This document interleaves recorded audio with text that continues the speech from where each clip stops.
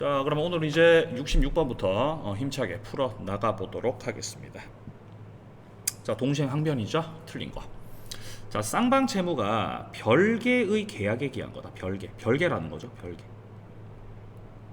자, 채무가 별개의 계약에 기한 것이다 라는 말 나오면 동시행 항변 안 되죠. 자, 동시행의 항변은 채무가 결령관계로 이제 엮여야 되기 때문에 계약 자체가 별개면 이건 항변이 안 되는 거예요. 근데 특약을 했다는 거지. 그러면 항변이 또 되는 거죠. 그러니까 맞는 말이라는 거지. 그죠? 너 지금 무슨 말 하냐? 아니, 무슨 말이냐면은, 자, 제가 수업 때 말씀드렸잖아요. 자, 가령 갑과 을이 매매를 하는데, 자, 갑이 집을 팔기로 했고, 을이 집을 뭐 3억에 매수하기로 했다. 자, 그럼 이제 갑과 을 사이에서 이 집과 관련된 매매가 체결된 거죠. 자, 그리고 여기서 끝이 아니라 집 앞에 또 개가 있었잖아요. 개는 20만 원에 팔기로 했던 거죠. 그럼 또 개 매매 계약이 체결된 거죠. 그러면은 이 집 매매 계약과 개 매매 계약은 같은 계약입니다, 별개 계약입니다? 당연히 별개 계약이라는 거지. 그러니까 별개의 계약이다 보니까 여기서 개하고 3억하고는 동시행 관계가 아닌 거죠. 마찬가지로 집하고 20만 원하고는 동시행 관계가 아닌 거죠. 가령 갑이 집을 넘기지 자, 가령 갑이 개를 넘기지 않는다고 해서 을이 3억으로 항변할 수는 없다는 거예요. 왜? 별개니까. 별개의 약정으로 한 거기 때문에, 자, 별개라서 이때는 항변이 안 된다라고 해야 되는데, 단 당사자가 이것과 관련해 가지고 특약을 집어넣었다는 거지. 특약상 집하고 개는 따로따로가 아니라 같이 거래한다. 집 플러스 개 3억 플러스 20만으로 동시에 이것들을 이행하기로 한다 라고 당사자가 특약을 집어넣었다는 거죠. 그럼 특약을 집어넣게 되면은 갑이 집은 넘겼는데 개는 안 넘겼어? 그럼 을이 3억 20만 원으로 항변을 때려버린다는 거죠. 따라서 맞는 말. 2번, 일방 채권이 양도됐습니다. 채권이 양도되니까 당사자가 바뀌었죠. 근데 당사자가 바뀌어도 채권 채무에 뭡니까? 그쵸? 동일성이 인정되고 있다. 당사자, 사람은 바뀌었지만 그 채권 채무에 이렇게 동일성이 인정된다, 이런 말 나오면 네, 항변 관계는 존속한다. 자, 3번입니다. 항변권 인정되려면은 공평의 관념, 신의칙, 당사자가 서로 채무가 대가적으로 엮여야 된다는 거죠. 지금 이 3번에서 말하고 있는 게 동시이행의 항변이 되려면요, 그 계약이 쌍무계약이어야 됩니다. 뭐 이런 말 하고 있는 거예요. 자, 4번은 가압류가 돼 있는 부동산입니다. 그러니까 그냥 부동산 매매가 아니라 지금 가압류가 돼 있는 부동산이거든요. 그러면 이렇게 가압류가 들어와 있는 상태이기 때문에 매도인의 입장에서는 물건을 넘길 때 물건 소유권만 넘기면 안 되죠. 들어와 있는 가압류를 정리하면서 넘겨야죠. 그러니까 매도인이 소유권 넘기고 뿐만 아니라 들어와 있는 가압류 말소시키고 요 채무가 엮이죠. 이 채무하고 매수인이 대금을 지급하는 거하고 이것들이 엮여서 동시이행 관계가 된다. 자, 그렇다면 결국 이제 정답은 이제 이 5번이 될 수밖에 없는 거죠. 경매가 무효가 됐을 때입니다. 자, 경매가 무효가 됐다는 게 무슨 말인가? 자, 설명드려보면요. 자, 가령 갑이란 사람이 뭐 건물을 가지고 있었고 갑의 건물에 을의 근저당이 설정돼 있었다. 근저당. 자, 그리고 근저당권자가 경매를 청구했다는 거죠. 경매 청구했고요. 갑자기 겁나 커졌네. 자, 경매 청구했고요. 자, 경매 청구를 통해서 갑이 소유하던 이게 경락이 됐다는 거죠. 자, 경락되면서 팔려서 넘어갔다는 거죠. 자, 이거를 병이란 사람이 경락받았다라고 생각을 해봅시다. 자, 그러면 병이 이 건물을 경락받아서 등기를 경료했고 병이 냈던 매각 대금, 경락 대금은 근저당권자가 챙겼다라는 겁니다. 이렇게. 자, 이때 근저당권자가 돈 받았고 병은 등기로 건물 가져갔는데 아니 경매가 무효가 돼버렸지 않습니까? 자, 그러면 경매가 무효됐으니까 이 근저당권자가 야야야 경매 무효야. 그러니까 갑을 대위해가지고 이 병을 상대로 등기 말소하라고 청구했던 겁니다. 자, 이때 근저당권자가 경락인한테 야 빨리 등기 말소시켜. 그러니까 경락인이 야 그럼 너 돈 내놔 라고 했을 때 요때 요 상황에서 결국 병 같은 경우는 등기를 갑한테로 되돌리는 거죠. 자, 한 번 더 침착하게. 경매가 무효가 됐으니 자, 건물을 경락받은 병 같은 경우는 기존에 원래 건물주였던 갑에게 등기를 되돌려야 된다. 자, 그리고 근저당권자는 돈을 병한테 경락받았던 병한테 돌려주는 거죠. 그러니까 이거는 당사자가 엇갈려 있다는 거지. 자, 그러니까 등기를 말소시키는 거 하고 근저당권자가 배당금 반환하는 거 하고 이거는 엮여 있지 않고 엇갈려 있기 때문에 동시이행 관계가 아니다라고 해야 되는 거죠. 자, 5번이 틀렸습니다. 자, 좋고요. 67번 문제. 단독 행위가 아닌 걸 묻고 있습니다. 당연히 정답은 바로 4번인 거지. 왜냐면 예약이라고 하는 거는 제가 항상 뭐라 그랬습니까? 예약은 계약이다. 그렇죠? 예약을 한다는 것도 당사자가 결국에 합의를 하는 거기 때문에 예약도 계약이다. 뭐 나머지 뭐 법정 해제, 해제권 행사, 뭐 취소, 철회, 동의 이런 것들은 다 단독 행위잖아요. 자, 68번 가겠습니다. 계약 해제입니다. 자, 계약이 해제가 되면 매수인은 토지를 반환해야 된다. 당연하죠. 이렇게 서로 받았던 거 돌려주는 걸 뭐라 그랬습니다? 해제가 되면은요, 여러분들 소급해서 무효되는 거 다들 알고 계시죠? 자, 그러니까 받았던 거 돌려줘야지.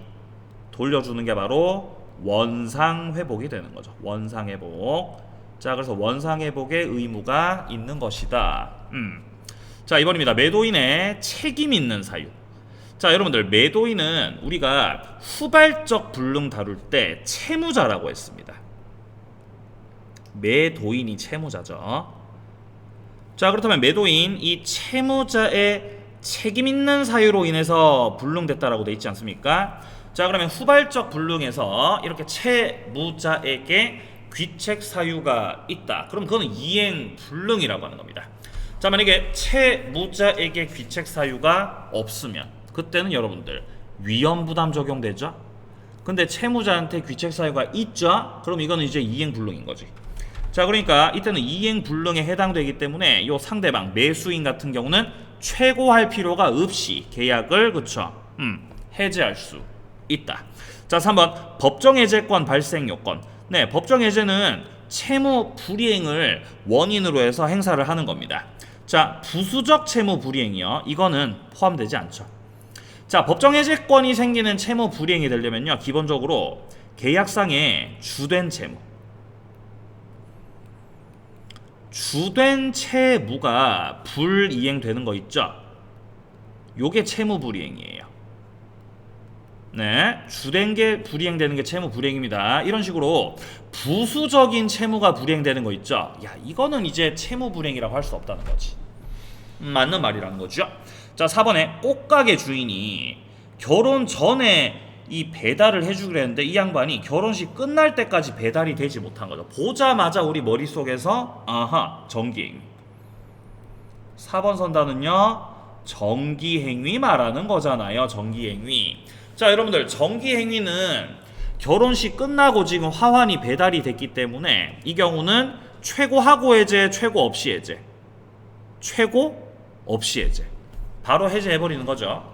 근데 그렇다고 해서 자동으로 해제되는 건 아니죠. 아무리 정기행위라서 최고할 필요가 없다고 한들 그렇다고 이게 자동적으로다가 해제가 된다? 야, 그거는 아니라는 거죠. 적어도 해제하겠다라는 의사표시는 들어가야 되는 것이기 때문에 이 경우는 정답이 이렇게 4번으로 처리가 되겠습니다. 자동 해제는 아닙니다. 자, 5번입니다. 부동산 계약이 해제가 되고 나서 자, 제3자, 저당권자가 들어왔네요. 자, 그러면은 요 경우는 자, 그림 한번 그려볼까요? 자, 좀 지우고. 자, 공간 협소하니까 좀 지우고. 자, 지우고 저 그림을 그려보도록 하겠습니다. 자, 볼게요. 자, 매매 계약이 체결됐다는 거죠. 자, 갑과 을 사이에서 매매 계약이 체결이 됐고 을에게 등기가 격려됐습니다. 자, 그런데 이 갑과 을에 체결했던 매매가 뭡니다? 해제가 돼버렸습니다. 자, 그러면 계약이 해제됐으니까 을에게 격려된 등기는 말소시켜야죠. 말소. 근데 이거를 말소시키기 전에 이 계약이 해제됐다는 것을 모르고, 그런 사정을 모르고 을하고 이해관계를 맺어가지고 여기에 저당권자로 들어왔다 이 말이죠. 자, 그러면 저당권자는 어쨌든 등기도 마쳤고, 그리고 해제된 계약으로부터 지금 이해관계를 맺지 않았습니까? 자, 그러면 이때 과연 얘가 보호받는 제3자인지를 따져볼 때, 자, 해제 파트에서 해제가 되기 전, 해제 전에 이해관계를 맺었던 제3자라고 한다면은 뭐 선의가 됐든 악의가 됐든 불문하고 보호를 받죠. 자, 그런데 해제가 되고 나서, 자, 해제가 된 후, 그럼 해제가 먼저라는 거잖아요. 해제가 먼저 되고 나서, 그리고 나서 이렇게 이해관계를 맺었던 제3자 같은 경우는 여러분들 선의일 때, 선의의 제3자일 때 보호를 받는 거잖아요. 자, 근데 지금 5번 선다 보시면은, 자, 해제 후 등기 말소 있기 전에 모르는 제3자가 저당권 취득했잖아요. 그러니까 이 제3자가 모른다라는 거잖아요. 그러니까 얘가 지금 선의의 제3자라는 거지. 선의의 제3자. 그러니까 선의 제3자가 보호받는 거죠. 그러면 그 해제의 효력이 요 제3자한테까지는 여러분들 영향 미쳐요, 안 미쳐요? 안 미치는 거지. 영향 안 미치는 거지. 그러니까 이 해제는 제3자에 대해서 효력이 없다. 이렇게 되는 거죠. 예, 정답은 4번 정리됩니다. 자, 69번 갑니다. 계약금. 자, 계약금은 기본적으로 증약금의 성질은 당연히 가지죠. 계약 체결 증거. 자, 이번에 계약 성립 후, 매매가 된 후에 교부했었던 계약금이야. 매매 계약하고 계약금 계약하고 반드시 동시에 이루어질 필요가 없지 않습니까? 그러니까 매매 계약이 되고 나서 교부했던 계약금 같은 경우도 계약금으로서의 효력은 당연히 있는 거죠. 맞는 말이네요. 자, 3번 일부 이행 착수했습니다. 뭐 일부가 됐든 전부가 됐든 필요 없습니다. 이행 착수가 이제 딱 들어가 버렸기 때문에 이행 착수 보자마자 더 이상 계약금으로는 해제를 못하는구만. 바로 그게 생각나야 되는 거지. 계약금 해제 못해. 이행착수 들어갔으니까. 자, 근데 지금 선다 보시면은 매수인은 매도인의 이행착수 전에는 계약금 포기하고 해제가 된다 그러지 않습니까? 이게 무슨 뭐 개벽닭입니까? 틀렸죠. 이행착수 들어갔으니까 매도인도 매수인도 둘 다 계약금 해제는 못하는 거죠. 3번 정답. 자, 4번 선단은 위약금 특약이 없네요. 그럼 이 경우는 손해배상의 예정이 될 수가 없습니다. 그러니까 법정 해제가 되더라도 실제 손해만 배상받을 수 있을 뿐 계약금이 손해배상액 성질을 띌 순 없다라는 거죠. 맞는 말. 자, 5번입니다. 매수인이 약정한 계약금을 지급하지 않았어요. 자, 그러면은 요 중간에 약정이 없었더라면은 매매 계약을 체결하지 않았을 것이라는 사정이 없는, 이거 다 무시해버리고, 그죠? 이 중간에 이런 함정 문장들 무시해버리고, 자, 매도인은 계약을 임의로 해제할 수 없다. 자, 여기서 계약을 임의로 해제한다라는 거는 이거는 계약금 해제 말하는 거죠. 계약금으로 해제하는 거 말하는 것이에요. 근데 지금 계약금을 지급하지 않았잖아요. 계약금 계약은 요물 계약이잖아요. 그러면 계약금을 줘야 계약금 계약이 성립하는 거잖아요. 근데 계약금을 안 줬지 않습니까? 그러면 계약금 계약이 성립되지 않은 거지. 그러면 계약금 계약이 성립되지 않았으니까 계약금 해제는 못하는 거지. 계약금 해제는 못하는 거다가 맞는 말이라는 거지. 정답 3번. 지상권. 자, 지료가 등기되지 않았습니다. 자, 여러분들 지료라는 거는 지상권에 있어서 요소가 아니죠. 지료가 요소가 아니기 때문에 지료가 없어도 지상권 성립이 가능합니다.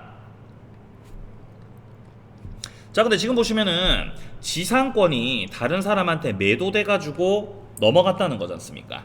지상권도 팔 수 있죠. 지상권 양도가 되거든요.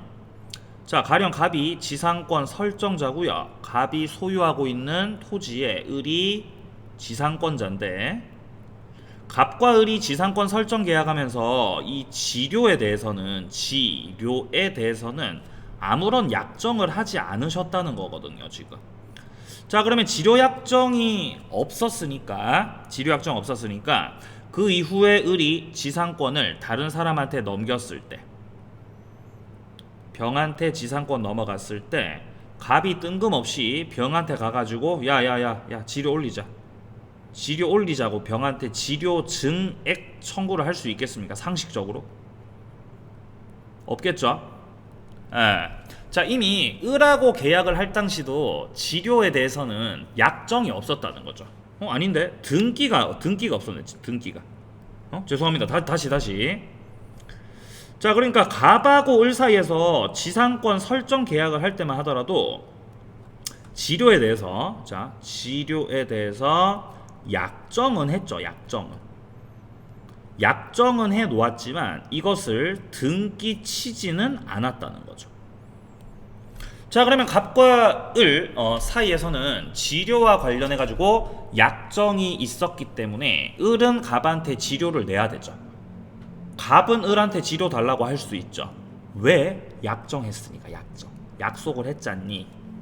자, 근데 문제는 이거를 등기하진 않았기 때문에 을이 지상권을 병한테 넘긴 시점에서 이 병은 제3자거든요.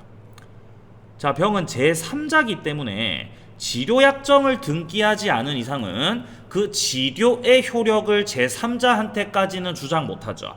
지료의 효력을 제3자한테까지 주장하고 싶다? 그럼 등기를 해놨어야지. 근데 문제는 지료 약정만 했을 뿐 등기한 건 아니거든요.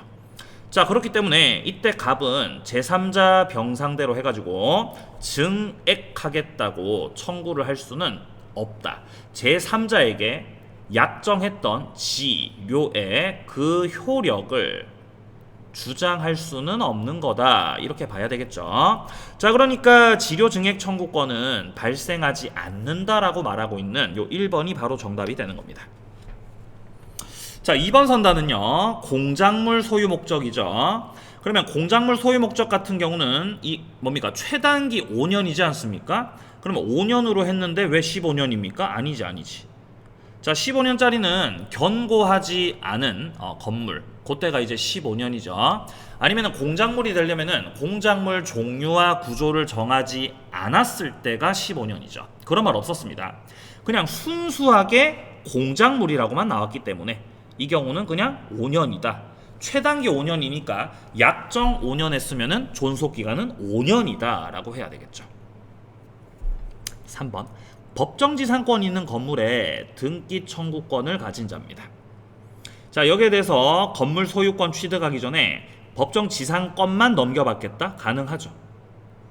없다. 틀렸습니다. 자, 법정지상권을 넘기고 싶어요. 건물도 넘기고 싶어요. 근데 별개잖아, 별개. 그죠? 좀 한 번에 안 지워지나 이거? 예. 한 번에 안 지워지고 자, 이렇게 수작업으로 이렇게 띡띡띡띡띡 해야 되는 거죠. 자, 일단 법정지상권을 가지고 있으니까 이렇게 보시면 돼요. 자, 가령 토지가 있고, 토지 갑거. 자, 그리고 요건 갖춰서 을이 건물을 가지고 있고, 자, 을이 이 건물을 소유하고 있고, 을은 갑의 토지에 대해서 법정 지상권을 가지고 있다 생각을 해보죠. 자, 그렇다면 현재 을은 이 건물에 대해서는 소유권을 가지고 있는 것이고, 토지를 객체로 해가지고는 법정 지상권을 가지고 있지 않습니까? 자, 이때 을이 가지고 있는 소유권과 을이 가지고 있는 지상권은 일단 별개로 봐야 되기 때문에 을이 자신의 권리를 다른 사람한테 양도할 때 분리 처분이 된다 그랬죠. 그러니까 을이 건물만 병한테 넘겨도 되고 지상권만 병한테 넘겨도 되고, 다만 이때 을과 병 사이에서 지상 건물에 대해서 매매 계약이 체결됐다면, 지상 건물 매매 계약 체결됐다면은 특별한 사정 없는 한은 건물 소유권을 넘기면서 지상권도 함께 넘기는 걸로. 그러니까 지상권 양도의 합의가 뭐 포함돼 있다. 이런 내용들 제가 강조 드렸습니다. 지금 3번 선다에서 말하는 거는 건물을 취득하기 전에 지상권만 넘겨받을 수 있냐 없냐는 건데, 지상권만 넘겨받아도 되죠. 지상권 등기하면 지상권 넘겨받는 거지. 그죠? 소유권 등기는 아직 안 했고. 그러면 건물은 아직 을이 가지고 있는데 지상권은 병한테 넘어가 있는 거죠. 그런 경우도 얼마든지 존재할 수 있는 겁니다. 왜냐면은 소유권과 지상권을 분리해 가지고 처분하는 것이 얼마든지 가능하기 때문입니다. 자, 4번입니다. 이건 맨날 나오는 거죠. 지상권자 지료 연체가 토지 소유권 양도 전후에 걸쳐서 이루어지면은 양수인에 대한 연체 기간이 2년이 되어야만 이 연체를 원인으로 해서 지상권 소멸 청구 들어갈 수 있는 거죠. 근데 그게 아니다 그러니까 이거 틀린 거지. 자, 5번입니다. 구분 소유적으로 공유하고 있습니다. 여러분들, 구분 소유적 공유 관계라는 거는 구분 소유와 공유가 합쳐진 형태죠. 가령 토지를 갑과 을이 공유하고 있는 것으로 등기가 되어 있는데, 자, 공유하는 걸로 등기가 되어 있는데 내부적으로는 나눠서 구분해서 소유하자는 거지. 그러면 갑과 을의 내부 관계는 구분 소유, 다만 등기부에는 공유로, 외부 관계는 공유가 되는 거죠. 자, 그래서 구분 소유적 공유 관계가 나왔을 때는 내부 관계, 자, 갑과 을의 내부적 관계는 구분 소유, 등기, 외부적 관계는 공유, 이렇게. 자, 그럼 어쨌든 갑과 을 둘의 관계 속에서는 각자가 나눠서 구분 소유를 하고 있는 상태인데, 여기서 갑이 가령 건물을 짓는데요. 갑이 자신이 구분해서 소유하기로 한 여기다가 건물을 지었고, 이후에 뭐 건물이든 토지든 뭐가 경매가 돼가지고 소유자가 달라진 상황이다라고 한다면은 토지 건물을 같은 사람이다라고 인정해줘요. 토지 건물 동일 소유자로 인정해줍니다. 그러면 이 경우는 뭐 법정지상권, 뭐 관습법상 법정지상권 이런 거 성립하겠죠. 자, 근데 지금 요선다에서 말하는 거는 갑이 배타적으로 사용하는 특정 부분에다가 을이 건물 신축했다고 돼 있죠. 자, 을이 자신이 내부적으로 배타적으로 소유하겠다고 약속했던 여기다가 건물 지었으면, 을이 여기다 건물 지었어, 여기다 이렇게. 이러면은 동일 소유자로 인정받을 수 있겠죠. 동일 소유자로 이러면.